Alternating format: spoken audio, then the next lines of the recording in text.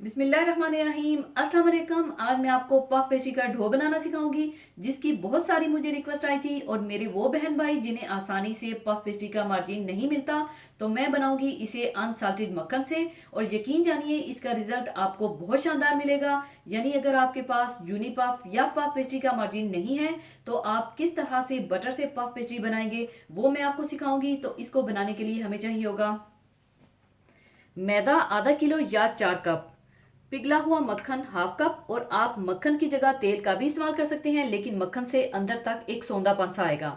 और 1 अदद अंडा, ये ऑप्शनल है लेकिन मैं यूज करूंगी।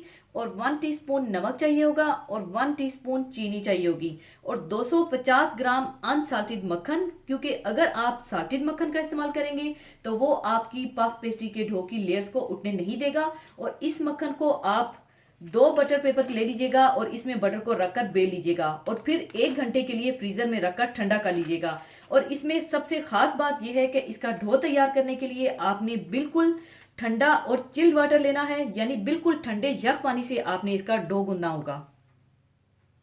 तो सबसे पहले पफ पेस्ट्री का डो तैयार करने के लिए आप मैदा डाल लीजिए और मैं इसे मशीन में गूंदूंगी। आप चाहें तो हाथों से इसे आम जिस तरह से आटा गूंदते हैं उस तरह से गूंद लीजिएगा।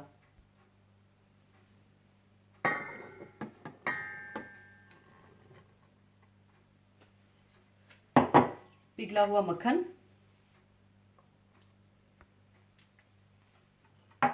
अंडा,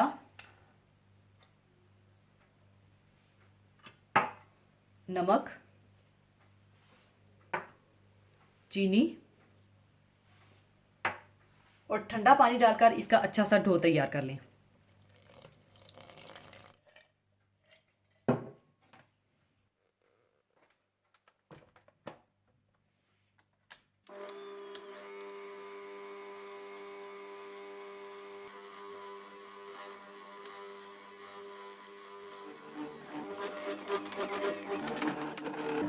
अच्छी तरह आटा गूंदने के बाद आप इसे 25 से 30 मिनट के लिए कवर करके रेस्ट दे दें।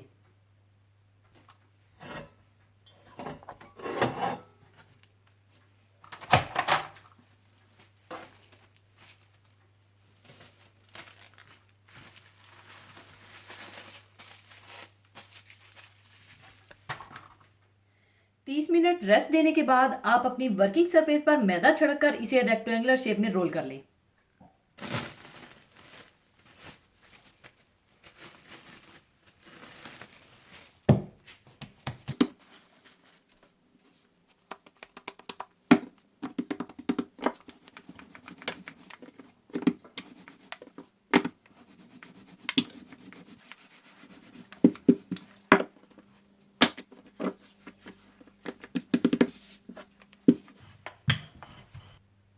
रेक्टेंगुलर शेप में बेलने के बाद आप दरमियान में फ्रीज किया हुआ मक्खन रखें और इसे फिर फोल्ड कर लें।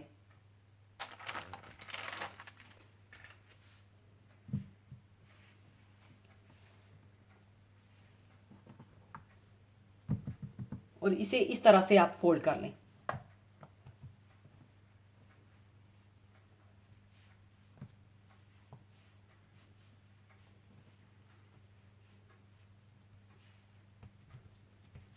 इस तरह से इसे फोल्ड करने के बाद आप बेलन के मदद से इस तरह से इसे हल्का हल्का सा पीट लें।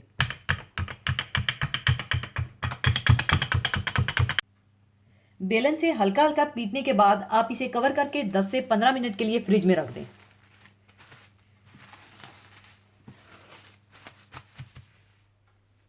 10 से 15 मिनट फ्रिज में रखने के बाद अब आप ये एक दफ़ा ये तरीका देख लीजिएगा कि मैं किस तरह से फोल्ड करूंगी।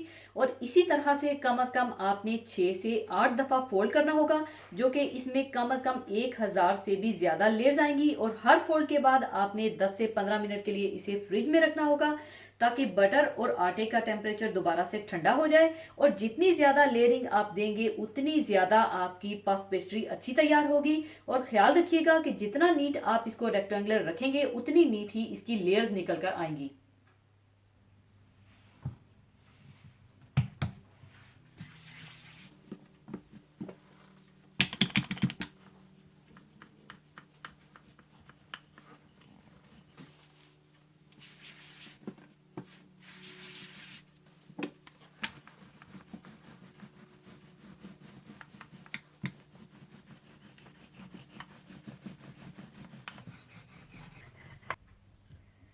इसके बाद आप इसे इस तरह से फोल्ड कर लें।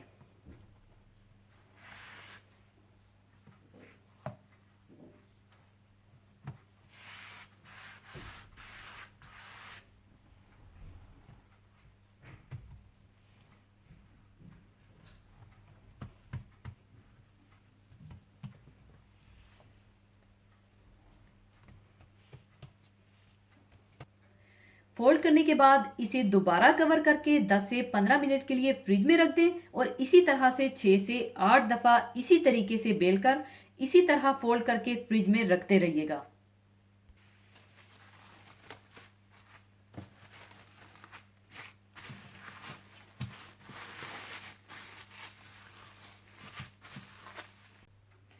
8 दफ़ा इसी तरह से फोल्ड करके हर दफ़ा मैंने इसे 10 से 15 मिनट के लिए कवर करके फ्रिज में रखा और अब ये पफ पेस्ट्री तैयार हो चुकी है। और अब मैं इसे आपको काट कर दिखाती हूँ कि इसमें बड़ी खूबसूरत सी लेयर्स आई हैं।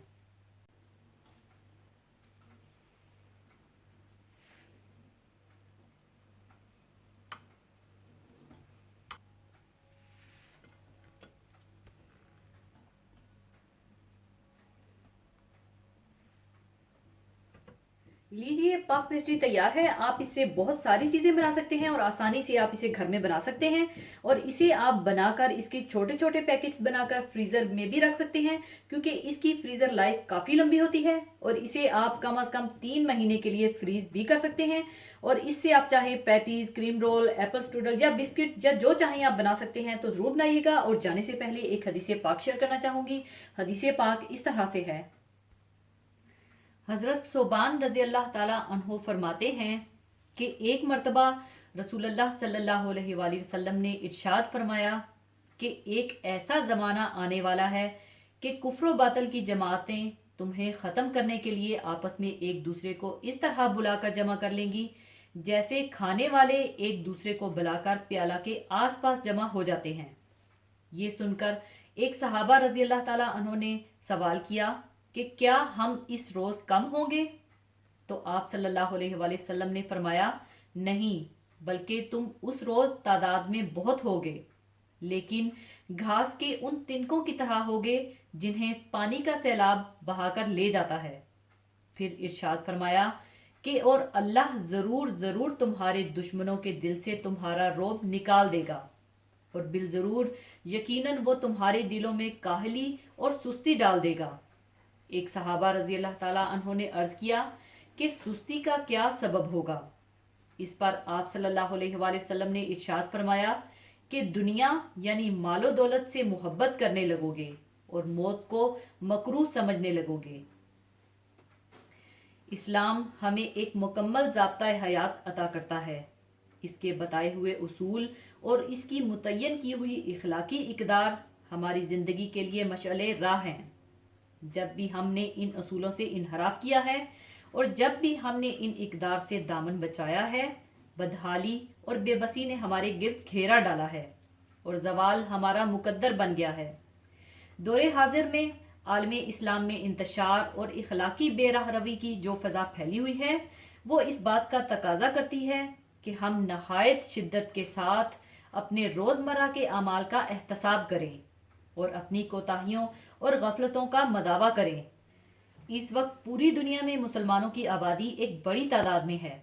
इतनी बड़ी तादाद मुसलमानों की पहले कभी नहीं हुई, लेकिन आज इस्लाम दुश्मन कुव्वतें मुसलमानों पर गालिब आई हुई हैं और बज़ाहिर लगता है कि इस हदीस के पूरा होने का वक्त आया हुआ है। मुसलमान आज अपनी आंखों से इस हालत ज़ार को देख रहे हैं कि कोई कौम इन्हें ना इज्जत की निगाह से देखती है, ना दुनिया में इनका रहना गवारा करती है। एक वो भी ज़माना था कि दूसरी कौमें अपने ऊपर मुसलमानों को हुक्मरान देखना चाहती थीं। मुसलमानों को आज जिल्लत और ख्वारी का मुंह क्यों देखना पड़ रहा है? इतनी बड़ी तादाद के बावजूद भी क्यों गैरों से डर रहे हैं? इसका जवाब भी खुद बरहक सल्लल्लाहु अलैहि वसल्लम ने इस हदीस में ही फरमा दिया कि दुनिया की मोहब्बत और मौत के खौफ के बायस ये हाल हो रहा है।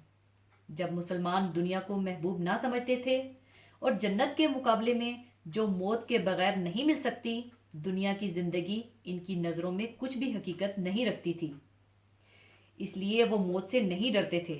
अगरचे तादाद में वो कम थे, लेकिन दूसरी कौमों पर हुक्मरान रहे।